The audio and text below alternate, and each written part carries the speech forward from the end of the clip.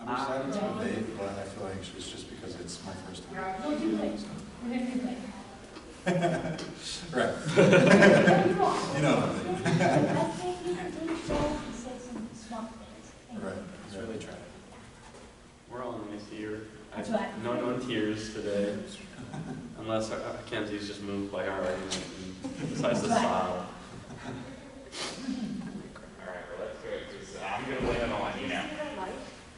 Jeez, that's not Can I gonna see be a our- red light? Yeah, don't say it right in front. Yeah, I see it. I'm not going to sit in front of it. Because I just so. I want enough videos. Hi, Kendall.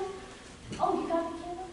Yeah, so we already got the camera working, the zoom's running, we're all good. So All I gotta do is change the angle and hit this start-stop button. Does anybody want like one of these cool, you can't touch the KU timer because I'm superstitious about that, but you can have either of the UNT timers. Yeah, I'll take one. Alright, one of these you can't squeeze too hard because the battery's loose. I think I gave you all the good ones now. I'll just equally distribute because communism is getting sure. I'm not joking about that. Alright. So, how do we officially start? Usually you say, are my judges ready? My judge is ready. And then Kendall will probably be like, yes, I'm always ready. And then start stalking and off at a start button. Cool. Y'all ready? Yeah. Cool, let's do this. Alright. Boy, you're the first speaker, correct? Yes, ma'am. Awesome. Now, when you walk out, can you close that door? Yeah. Nope. Alright, I'm ready to start. We affirm that the House regrets the dominance of fossil fuels. First, I want to talk about the definitions in the statement of regret and dominance. Regret is defined to feel sad, repentant, or disappointed over something that has happened or been done, especially a loss or a missed opportunity. Dominance explains the fact of state of being dominant, such as in sociology, controlling, prevailing, or powerful position, especially in social hierarchy. When we are looking at the definition of this, it's important to realize that while logistics are important, this argument is about morals. And we realize that not one thing is all good or one thing is all bad. And know that fossil fuels has done good. But when looking at the bad, when observing how fossil fuels has come into power and the sacrifices to human lives in oil wars and the position that people and economies are put into to become dependent on a limited resource, and one that also destroys the environment, it's impossible not to feel sadness, repentance, or disappointment. The first thing I want to talk about is how fossil fuels got to be so dominant, and the answer is through bloodshed. According to Harvard, a study has stated that since 1973, oil is the leading cause of war. In the article, it states that although the threat of resource wars over possession of oil reserves is often exaggerated, the sum total of political effects generated by the oil industry makes oil a leading cause of war. Between 1/4 and 1/2 of interstate wars since 1973 have been connected to one or more oil-related casual mechanism. No other commodity has had such an impact on international security. And on our side, we refuse to not regret the millions of lives that have cost because of this, and to look at that and say that it was worth it. I also want to talk about the negative effects of the dominance of fossil fuels has had. In the Intergovernmental Panel of Climate Change, it has found that emissions from fossil fuels are the dominant cause of global warming. In 2018, 89% of global CO2 emissions came from fossil fuels and the industry. And this is a well-known fact. The other detrimental effects that fossil fuels has had is water pollution, emissions, global warming pollution, ocean acidification, plastic pollution, which according to EESI.org, an article states that over 99% of plastics are made from fossil fuels. In the same source, it also talks about health externalities and states that air pollution from burning fossil fuels can cause multiple health issues, including asthma, cancer, heart disease, and premature death. And while this does affect everyone, I also want to make it a point that this also affects the workers that work for fossil fuels and how they have to put their life on the line to provide for their family, which is nothing to brag about with their job. So when we are the ones destroying our world and the animals that inhabit it for our own personal gain, it is with great regret to know that the devastation in which we have caused. The last point I want to talk about is the dependency on a limited resource. Because of poor allocation of resources and management, economies now rely heavily on a resource that people fought and killed over and destroys not only the environment which we live in, but poison and kills us. And this is a resource that we are going to run out of. And it's also important to talk about the missed opportunity cost for development and progression for renewable resources, because with the dominance of fossil fuels, we are not in any position to move away from something that, again, kills us, the earth, and ourselves. And now we are back into a corner which we have to rely on it, which is nothing to be proud of or brag about. And what's even worse is because we were not proactive in investing in renewable resources in the past, we are now put into a position that fossil fuel companies control the progress, any and all progress to renewable resources. And this is not by accident. With the history of fossil fuel companies having ignoring for decades a terrible impact on the environment, they should not be trusted and viewed as knights in shining armor trying to make a difference. They are in fact greedy and just trying to monopolize the market so they can make more money. So in conclusion, when looking at the human sacrifices that are due to oil wars, the negative impact that the dominance of fossil fuels has had on our health and the environment, and to become so dependent on a resource that is limited, it is impossible not to feel sad, regret, or disappointed, especially when considering the opportunity costs and the missed opportunities to progress and develop renewable resources to even balance it out with fossil fuels today. But instead, we are now back into a corner which we rely on a resource that has irreversible damages, and we hope and pray that it will be a future generation's problem and not ours. And yield the rest of my time. Thank you so much. Who is this, who's the first negative constructive speaker? Isaac. Awesome. Good. I am. Awesome. This House does not regret the dominance of fossil fuel economy. Since 1800, the global population has increased from 1 billion to 8 billion. That is according to Debate-a-palooza. The reason?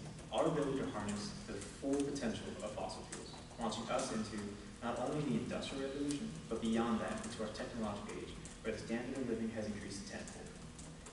Making it easy to state that we cannot and should not regret the dominance of the fossil fuel economy. However, before we can discuss the importance of the fossil fuel economy, we believe it is important to properly define these three terms. Firstly, to regret the resolution is to wish something did not occur in the way that it did.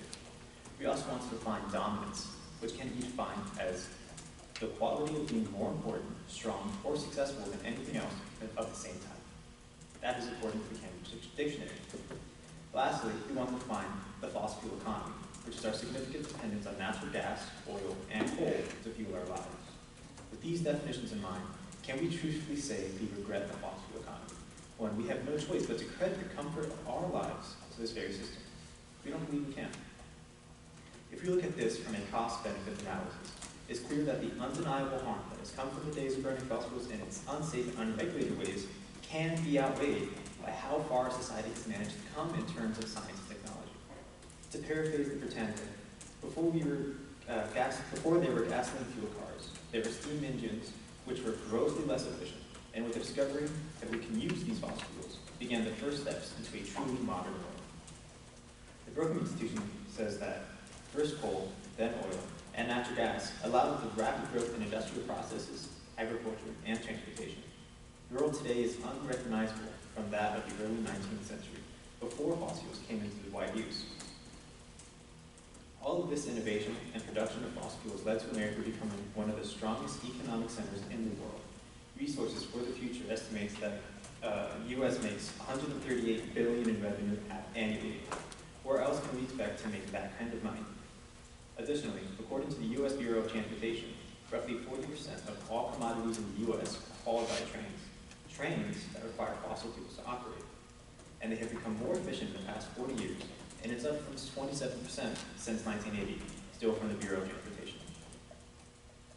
This is important to our very way of life. The businesses we buy from rely on this fossil fuel-dependent operation. In this way, we can see how important fossil fuels are to our economy. There's a reason we do save the fossil fuel economy. Every sector of our economy relies heavily on these fossil fuels. Putting aside the trains and roads built using these fossil fuels, hospitals wouldn't have power to operate all the technology inside them.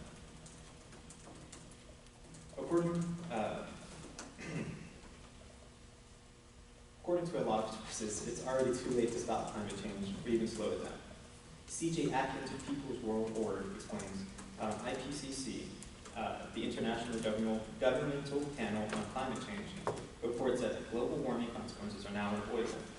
The grim assessment was confirmed by Linda Marian's senior climate scientist at the U.S. National Center for Atmospheric Research. Quote, "It's just guaranteed that it's going to get worse," end quote, she told the press. This sounds like even scary to some, but the only way out is through. The oil goliath of ExxonMobil has stated that they and other companies are using their profits to research and develop ways to help, specifically through carbon capture technologies. Key among those technologies is carbon capture and storage, a proven way to collect CO2 emissions and securely store them deep underground, end quote. Exxon said that in a press release earlier this year. To conclude, we can't say we regret the fossil fuel dominance when all we can do is thank the fossil fuel economy for giving us the luxuries in our modern life. And I'm done with time. If you want to reset it so you can set it to like 2 or 3 minutes, you can both buttons at the same time.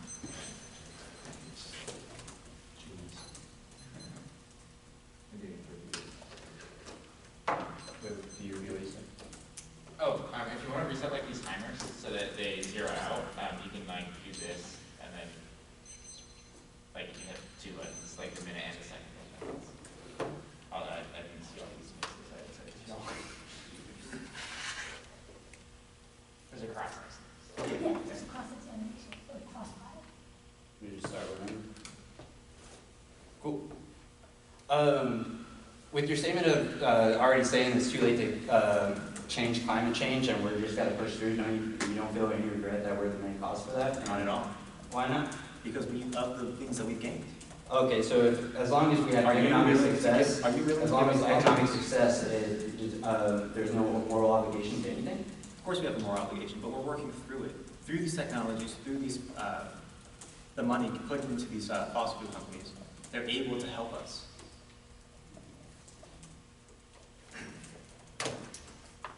You mentioned fossil fuel economy workers being in danger of working in this economy.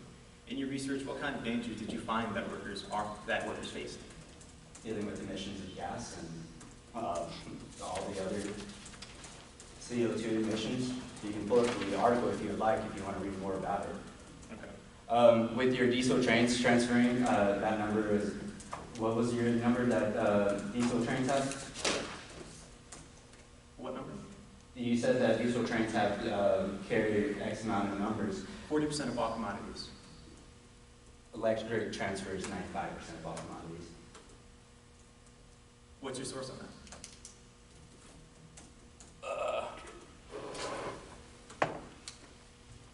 EESI.org. I'm looking at the Federal Bureau of Transportation, and that is a federal thing. Okay, but 95 is still higher than 40%. But I'm saying my source is probably more reliable than that. How so? Because it's the Federal Bureau of Transportation. I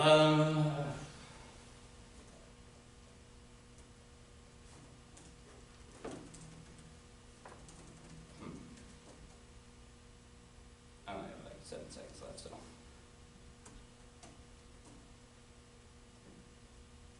Yeah. Yeah. Anyway.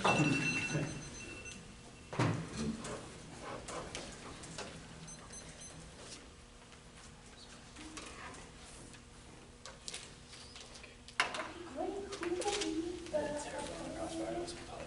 We're going to use some of our prep time here. Okay, how much prep time would you like? Just a minute. Just, hold on one second.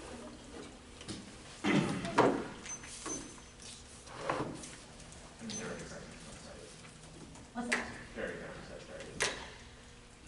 Sorry. Huh?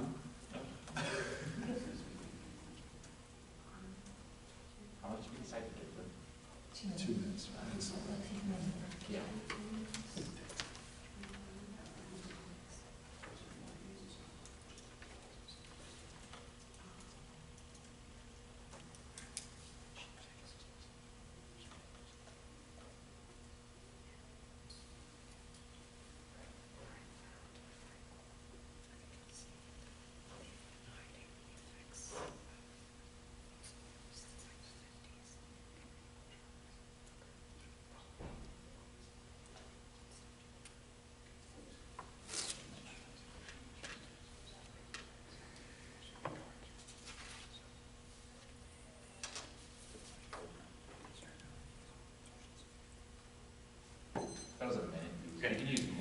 No, I think we're good, right?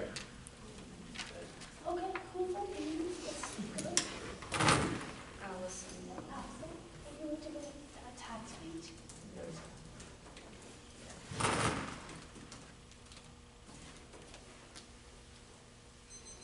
Okay, if you were on the, oh, yes, I'm the, Okay, I am also ready. all right. Alright, I do want to clarify one thing, is that we regret the dominance of fossil fuels because of what it's done to our planet and our daily lives. Well, it has improved a lot of our lives, but at what cost? We're sacrificing our world and the quality of our lives, health-wise, and of future generations for what? For some comfort, some electricity, when there are other options that are cleaner and better for our future generations, and we're running out of time. So the issues that fossil fuels have brought up in our modern day lives, one is pollution. The World Health Organization estimates that 4 million deaths worldwide per year are caused by air pollutants, which are smut and just other things in the air. And in 2017, it was stated that breathing the air of New Delhi's is like smoking 45 cigarettes a day, and that is one of our largest cities in the world. It's a city in India. And we have other large cities that are just as bad for our lung health and things like that. Next, I want to move on to fracking, which is a process used to extract oil and gas from the ground, and it has started to pollute our groundwater.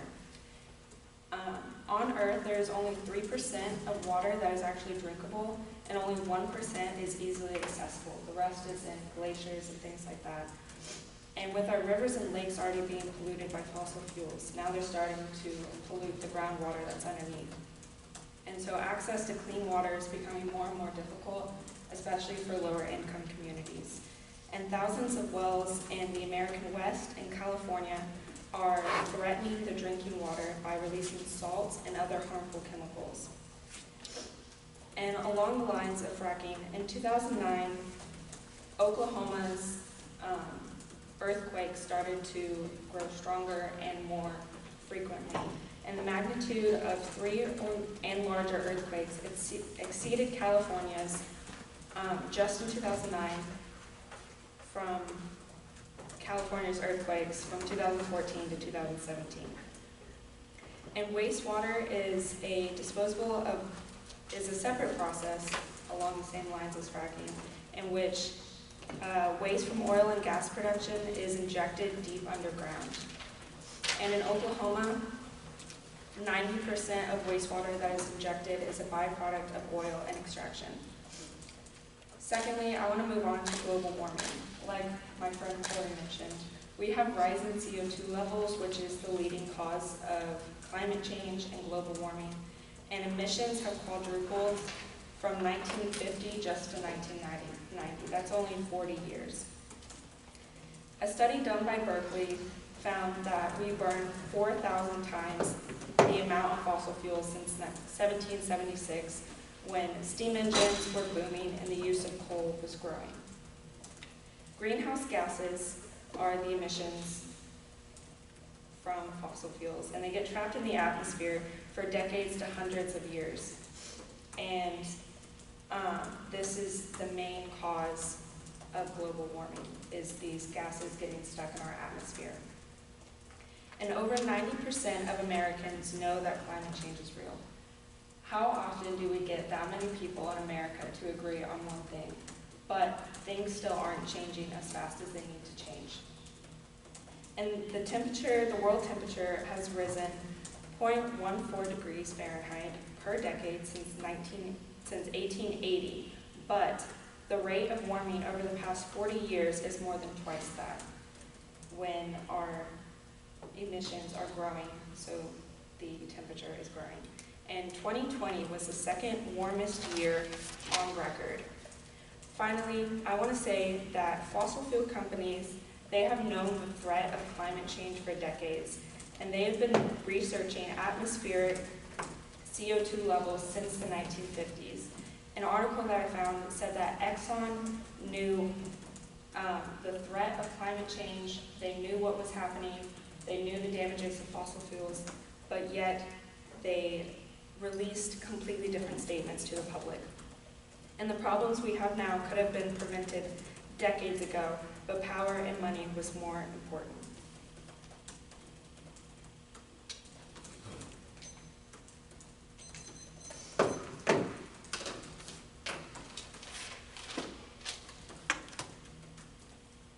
Can we actually take 30 seconds just to communicate? All right, sorry, whenever y'all start working on it. Yeah, you're good.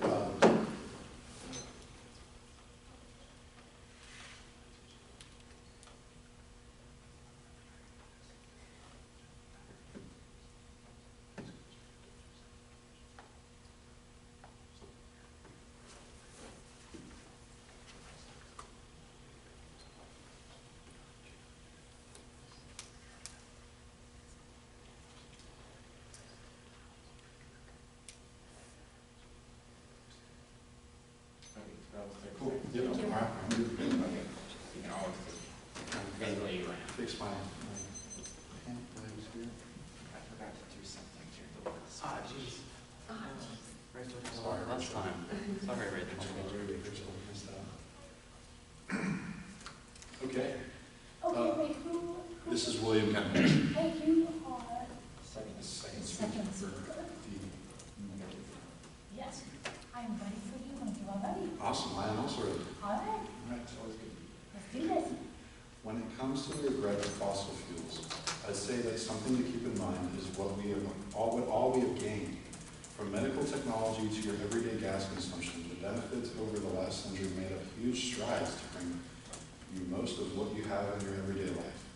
My group has made big efforts to show that how that was possible. Going back to Isaac's point, he not only states the definitions of regret, dominance, and the fossil fuel economy, but gives the clear reason as to why it has made a significant benefit in our worldly factor. Explaining how our ability to harness the full potential of fossil fuels, launching us into not only the Industrial Revolution, but beyond that into our technology age, where the standard of living has increased tenfold, making it easy to state that we cannot and should not regret the dominance of fossil fuels. The idea of fossil fuels have plenty of pros and cons. Firstly, something I'd like to do is give a bit of insight during my time standing here, explaining the idea of curing the world of the effects of climate change. As Isaac explained, C.J. Atkins of peoplesworld.org explains how the IPCC, the Intergovernmental Panel on Climate Change, report said that the global warming consequences are now unavoidable. The grim assessment was confirmed by Linda Mearns, who is a senior scientist at the U.S. National Center of Atmospheric Research. She also states that not only accepting the fact that the effects have already been made, but that at this point is irreversible. The inescapable reality communicated by the report from the IPCC is that we are already living through the effects of climate change. They're not something looming in our future. Also, it is clear that the current emissions pledges made by governments are nowhere near enough, and that big of business isn't going to lead the way towards change, states the senior scientist. Yes, you can find plenty of ways to combat the inevitable. You can change the home power resource to renewable energy using solar panels, but even the solar panels are created in factories which are made by fossil fuels. Not to mention poverty and how not everybody can afford such things like solar panels. Tucker Daly of thefuturelife.org writes about the developing countries that can't afford fossil fuels, saying fossil fuels are still the cheapest, most reliable energy resources available. When a developing country wants to build a functional economic system and end rampant poverty, it turns to fossil fuels. Also mentioning how India, for example, is home to 1/3 of the world's 1.2 billion citizens living in poverty. That's 400 million people in one country without sufficient food or shelter. For comparison, the entire U.S. population is roughly 323 million people. India hopes to transition to renewable energy as an economy grows. But the investments needed to meet the renewable energy goals is equivalent to over 4 times the country's annual defense spending and over 10 times the country's annual spending on health and education. Unless something changes, developing countries like India cannot fight climate change or provide for their citizens. In fact, developing countries will only accelerate global warming as their economies grow because they cannot afford the alternatives. Unfortunately, many countries follow this exact same path, explaining the fact that not only are these countries stuck in a loop of having to consider wealth and health over their future, or letting things get worse in order to save up for the greatly expensive renewable energy output of such massive amount of people. Now, I'm not going to stand here and tell you that the goal should be to continue with fossil fuels forever. There's progress to be made, definitely, but to regret the distance between where we've come, using fossil fuels would be quite inconsiderate, and to acknowledge the benefits that we have acquired through the progress of fossil fuels. Yes, fossil fuels are finite, and we will run out.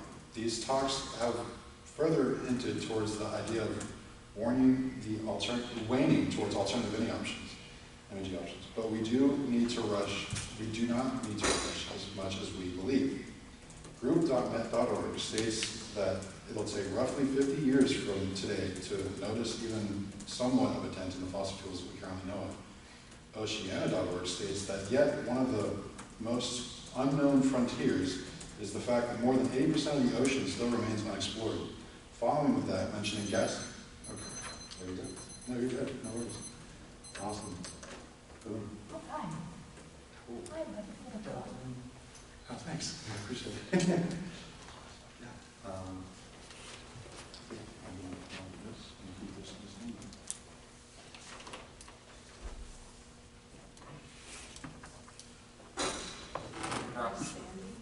You can stand, you can sit. You can do whatever. I mean, I appreciate it. Kendall is the draft yourselves. Yeah, y'all these two. You can sit, you can stand, whatever you're comfortable with. I'll sit, because it makes it much more intimidating.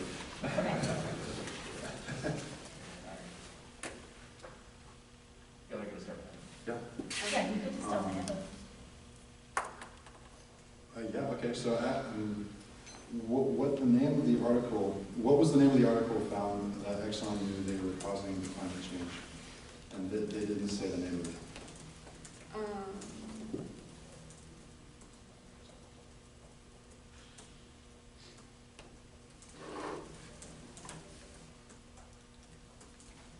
It is by exxonnew.org. Okay, you mentioned something, you said curing climate change. How do you think we can cure climate change? Yeah, actually, I got a little thing right here. So there's plenty of ideas, and I understand that it's not going to be cheap as well. Going to a different energy source is going to cost a lot. There's a lot of countries that can't also afford such things. Let me see if I can find where I said curing, because I know I did say that. An idea that has been made by numerous scientists by news.monagabay.com is that the idea of adding iron to the ocean would encourage the growth of carbon-munching marine phytoplankton that would pull carbon out of the atmosphere on a global scale. But so basically explaining the fact that if we were to add a significant amount of iron, it would technically pull the pollution that's cancerous out of the air into the ocean, kind of defeating the purpose of that aspect. Yeah. Yes. Wouldn't that just put the pollution in the ocean? Yes, but there's also 80% of the ocean that we have not explored, so that means there's a lot more ocean to find. This is true. Yes. I think our main issue is that, I know you mentioned the countries that kind of rely on fossil fuels. Yeah, that was 2 minutes. Y'all can decide if you mutually want to finish and answer that question, but You want me to- when I debate, I usually say no. It's up to y'all. It's up to Fair y'all. enough.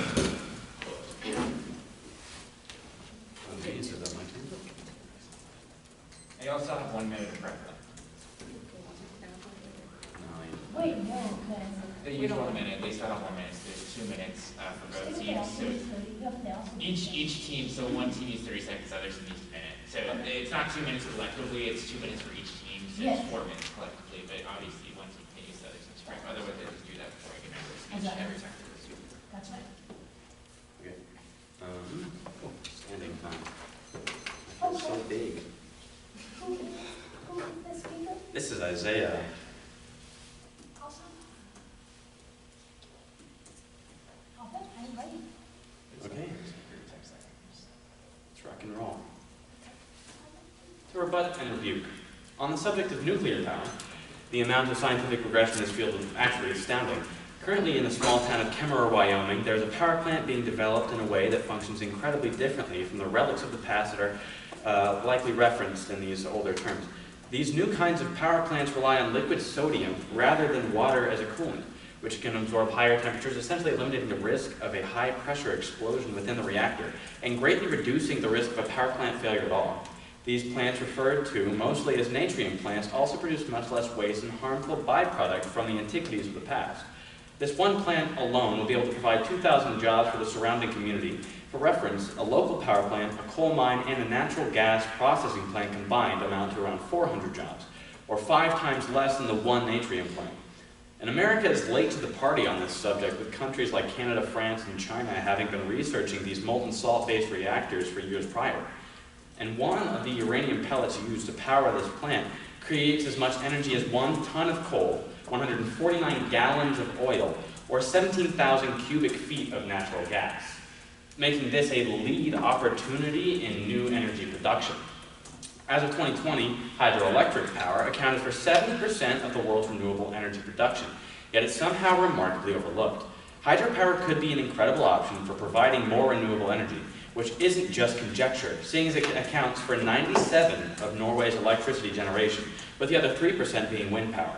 According to energy.gov, if hydropower is given proper consideration, it could provide up to 195,000 jobs by 2050, as well as a ton of other environmentally beneficial results, such as reducing greenhouse gas emissions by 5.6 gigatons, equivalent to around 1.2 million passenger cars, saving the climate from around $509 billion in further damages. It could save up to 30 trillion gallons of water, or 45 million Olympic swimming pools, for reference. And on top of all that, hydropower could save just the American population alone $58 billion in healthcare and economic damages by hoarding a good bit of pollution. And seeing as hydropower already accounts for 95% of all of the U.S.'s stored energy, it may be a worthy venture. And wind power is also nothing to scoff at, being the cheapest form of renewable energy and already providing around 100,000 jobs in the U.S. alone, with the capability to grow around 500,000 jobs by the year 2050. As of 2019, wind power is the largest source of renewable energy in the U.S. The main criticism of wind power, though, is of course the bird fatalities. But studies show that simply painting the turbines a darker color can reduce bird fatality rates by 70%, which kind of validates such argument.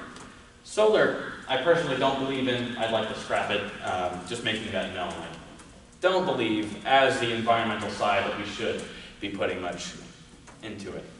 Now, back in the late 1800s, a Serbian man named Nikola Tesla had immigrated to America with the brilliant new idea of alternating current energy. Now, around the same time, a greedy fat man that invented the light bulb was making millions off of direct current. Now, Tesla had brought this idea up to Edison, and Edison laughed in his face.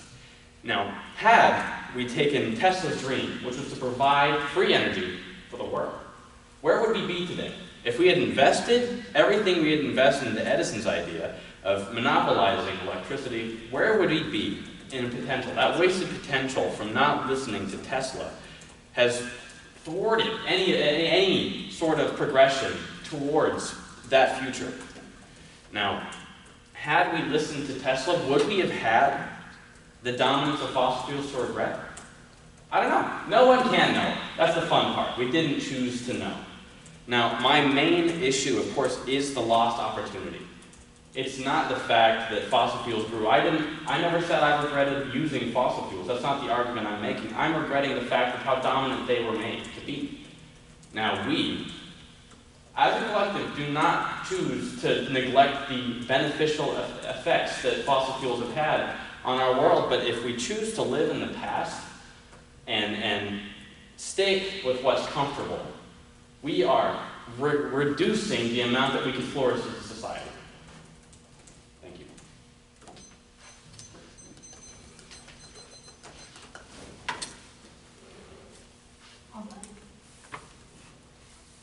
And you still have a minute 35 if you want to use it. So, Don't forget about Rachel. Yes.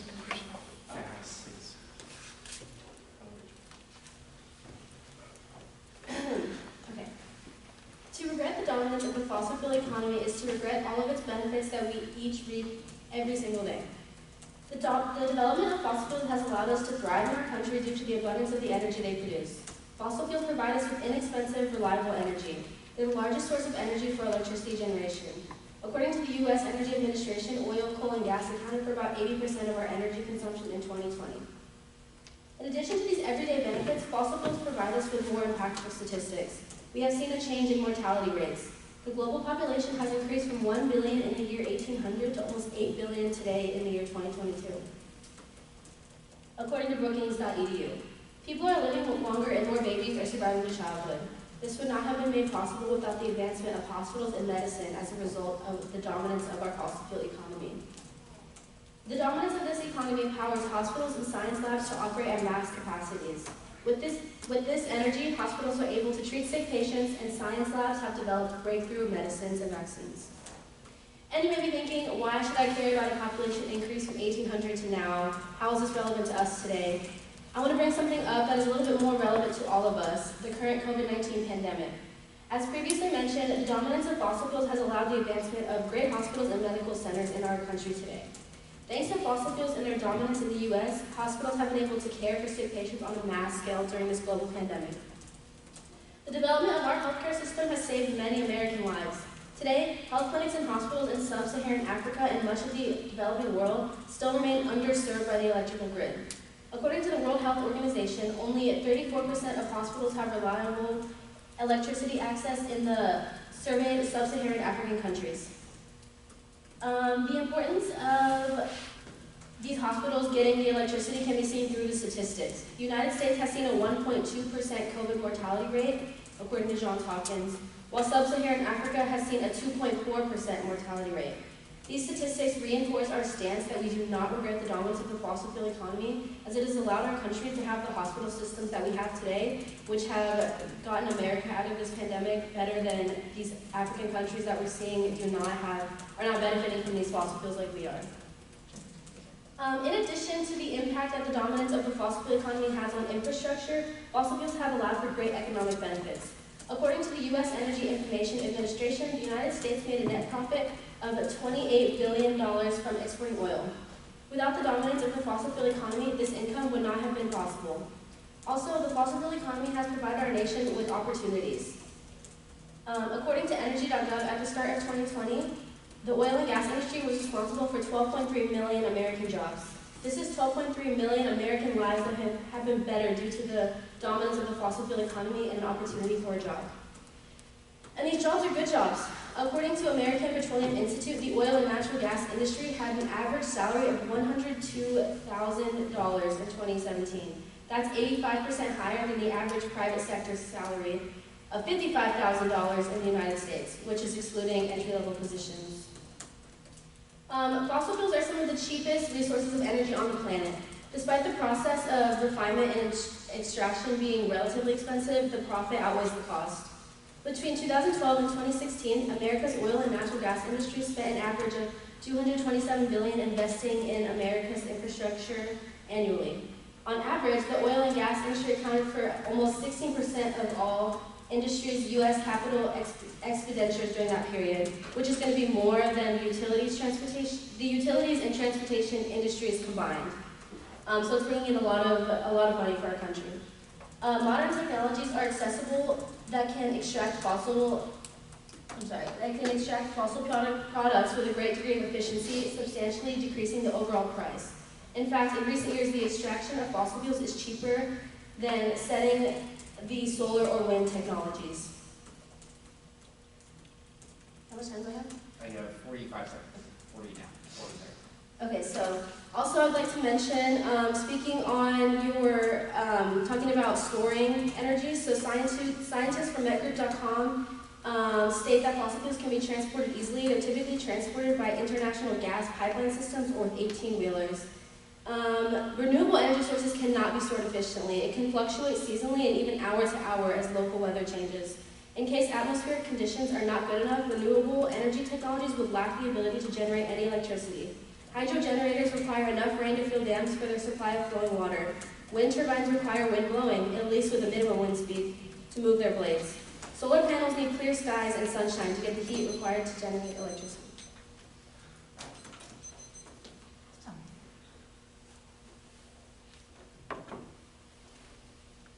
And what, I'm so sorry, what is your name? Emma. Emma. Awesome.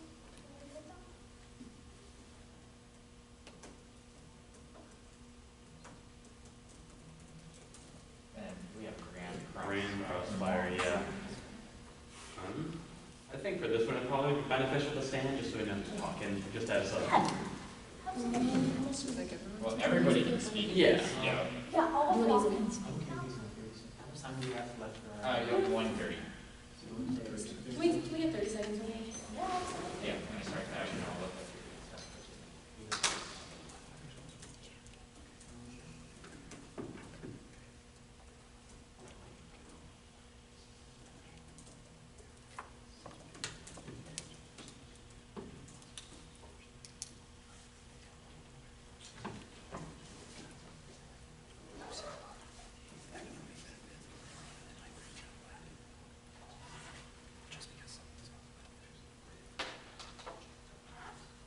That was 30 seconds.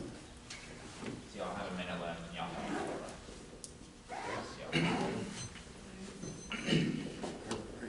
So Are you extending? No chance of being bashful. Right? Oh God, I'm going against all of them. This is fine. My main point I'd like to talk about, I guess, is the potential. Of course, you guys have more reliable storage and movement because you've had 200 more years of advancement to work with than electric has. Had we invested in it back in the 1800s, who knows where we would have been? We don't. We don't know. So there is, of course, fossil fuels. They're great. Sometimes. But had we invested the same amount of resources we put in there then, they would be capable of being equal. They're capable of coexisting. But I regret the fact that we didn't do such a thing. To hinder our opportunity, that's huge cause of regret. I don't know how you can deny that. To limit ourselves as a society, that's huge regret. Those sub-Saharan African countries, who knows where they would have been if we'd been allowed to share all our energy with them. But we have crippled them. We have made everyone in the world reliant on oil. So of course they're going to use oil. You're like forgetting to talk about is how easy it is to use fossil fuels. Back then, there wasn't much starting ground. You know, there wasn't a lot of technology to build up on top of. So it was so much easier to just burn these fossil fuels and get somewhere to start. Absolutely. And also- start was great. Using that start, We don't regret it was starting good. fossil fuels. And you mentioned that using renewable energy resources, it could have helped these sub-Saharan African countries that we talked about. But the truth is that when it comes to renewable energy resources, there's a huge gap in opportunity. And in the United States, it's so easy to say we should have used renewable energy, but they don't have the same opportunities over there, the same resources, the same economy that we have. So it's so easy to say this opportunity was missed, but also the opportunity could have gone the other way. It could have gone, who knows, couldn't have been as developed as we are now. So yes, it could have been, but it also could have been bad. It could have been. It could have been bad. That's the point. Yeah. The could have been. But we do not regret it because what's happened, happened. And what's the point of worrying about what could have happened when we could appreciate what we have now? And that's why we do not regret. Because global warming's permanent, like you said. Our only goal is to get to net zero. That's kind of what we're working towards. We're not working towards pulling more, we're working towards net zero. Producing the same amount that we're pulling out is all we can hope for. You said the boulder, I used the boulder analogy. We can't stop, right? But if you see a man murder someone, but you know you can stop it, would you stop him or let it keep going? I think it's irrelevant a little bit. Yeah. Moral argument is where I'm working. Yes. So, all right, speaking of morality, though, you said you value morality over comfort. So would you be willing to, let's say, kind of revert our technologies by 100 years just so that our newer and greener technologies could be caught up, but everything else would be a little bit worse. Our AC, our hospitals, all of our luxuries that we appreciate every day, sitting in this room and it not being 90 degrees in here. I don't think we have to revert at all. Norway is 97% reliant on hydroelectric energy. Oh man, I have that. I was really expecting to be like bringing up like economic success and morality, but that's like not regretting or like us taking over Native Americans. And, like there's plenty of examples that economic benefit that was Corey, it's over. Corey, it's over. Corey, it's over. I love the excitement. I love it. Oh, I was like, yes, this is my opportunity. Who will be the last? Who will be the last speaker? I'll be the last on our side. I'm going to go ahead and burn that minute just because we have it. Corey? Alright. Isaiah. It's gonna be Isaiah, and you're taking a minute of prep. I'm gonna Yep. start that now.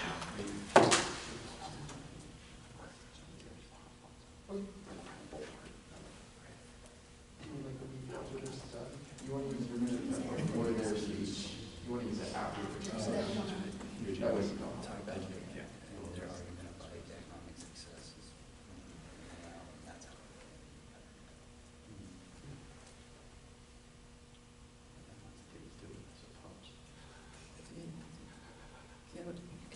Be careful with the wording. Yeah.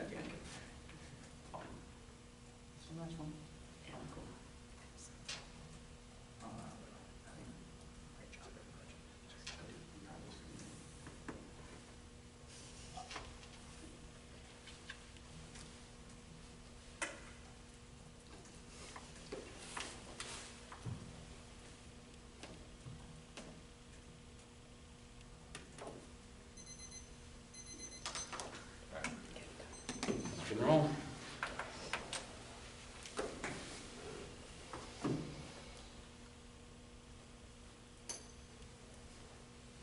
Okay, you ready?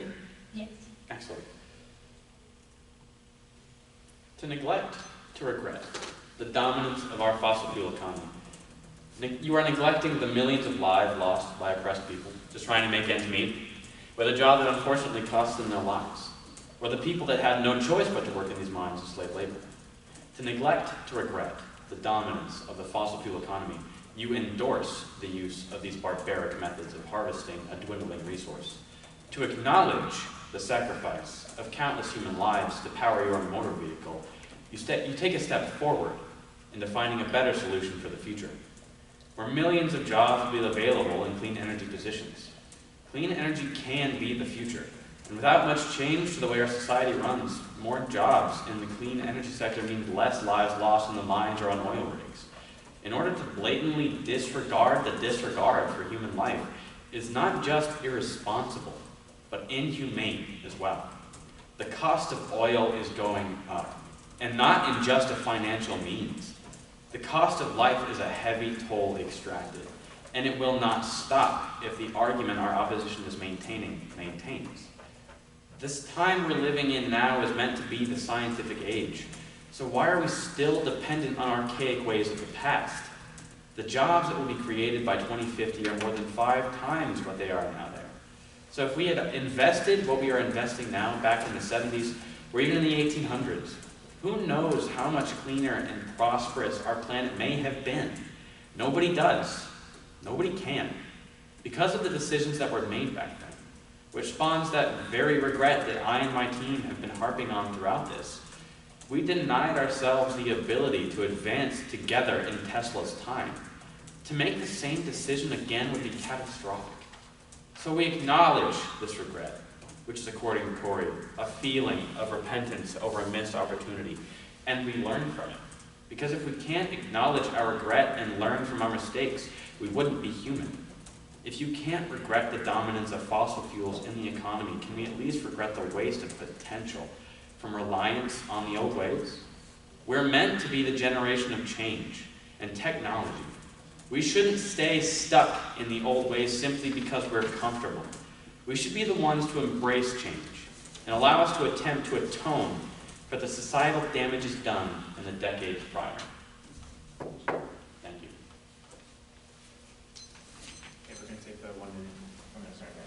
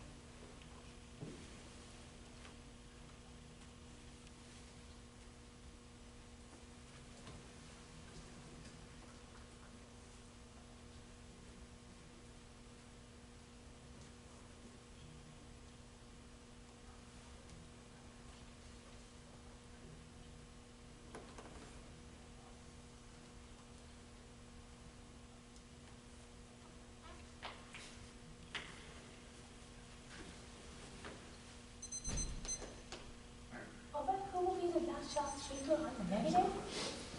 Maybe Isaac. Isaac? Yeah. Awesome. Okay, I'm ready. So, we believe as a team that we have won this debate through strong arguments and a clear statement of our case. We clearly defined what the words regret and dominance mean for our audience, explaining how in order to regret the dominance, we have to not accept the advances that have only been possible due to fossil fuels. We believe that even our opponents could agree to that. Our main points of population growth, economic growth, and standards of living have stood strong despite the attacks from our opponents. We have sided with the federal government, private businesses, and private researchers on our points to reaffirm our resolve. However, our points of overall health increase has really been the one that has affected all of us. Our opponents' points of climate change, a very real and serious issue, can be adapted to by companies like ExxonMobil using new and developing technologies, including but not limited to carbon capture technology and the innovation of iron fertilization, which would help draw carbon emissions out of the air. And our opposing team seems to have misunderstood and thought that the carbon would stay in the ocean. Rather, it would be fixed and converted into something more useful. I also would like to point out the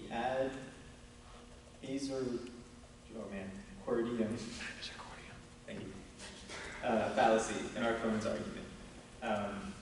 This type of fallacy is defined as an argument that calls for acceptance of fossil fuels to pity our sympathy rather than on evidence and reason. Today, our team presented a logical argument that gave a cost-benefit analysis with the ultimate conclusion that the fossil fuel economy's benefits outweigh the cost. However, our opponents seem to bring in an argument of emotion and morality. This is another reason our team won today's debate. Additionally, our team is heavily focused on the other team is heavily focused on a missed opportunity and what our country could have been if we had switched to renewable energy. We would like to reemphasize again that we have no way of knowing what our country would have looked like if things had gone differently. Therefore, we do not regret the dominance of the fossil fuel economy, and we demonstrated this today with facts, statistics, and logic. Just you at any time. Good debate.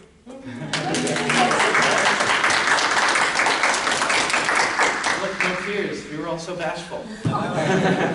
You all did great. I really enjoyed listening to your debate.